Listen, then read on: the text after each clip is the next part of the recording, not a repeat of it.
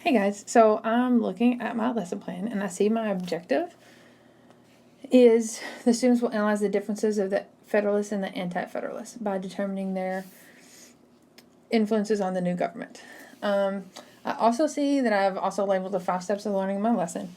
With my identify as my do now, my chapter 9 notes is the obtain, and then they're going to read an article where Jefferson sounds like a Federalist and an Anti-Federalist, and so that's where I'll model.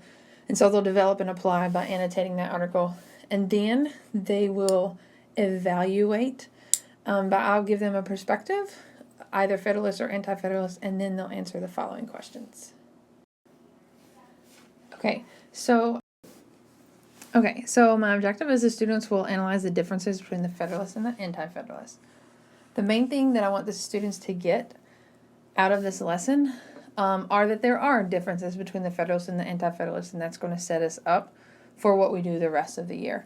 My agenda is over here, and I've labeled it based off the 5 steps of learning, and I know that I'm going to focus on the identify the need portion. So my identify the need was a do now review of the Patriots and the Loyalists coming out of the Revolutionary War. So the first question I'm going to ask is, what is my objective? And like I said before, I really want them to understand the differences between the Federalists and the Anti-Federalists, because as we move forward, they will see that this theme of there's always going to be conflict about how a government should be run.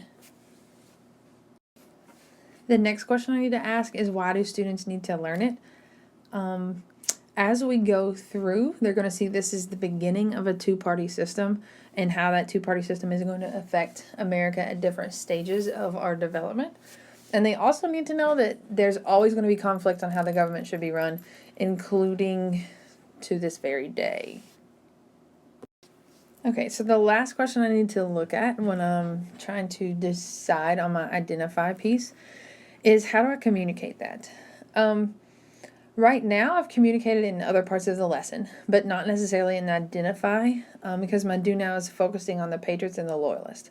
So instead of focusing on review, I could set myself up so they could derive the characteristics of the Federalists and the Anti-Federalists through pieces of text. So I could give half the students Federalists and half Anti-Federalist perspective, and they could derive those characteristics and then have a discussion in a partner do now about the differences between the two that they got just from their small piece of text. Okay, so now that I know what my do now is going to be, the last question is kind of, what is the change in practice and how will it impact student achievement? I see that I originally had a review, so I've switched from review to discovery, which hopefully that will give them some background knowledge on the initial differences before we go into the notes, and they can use that throughout the rest of the lesson.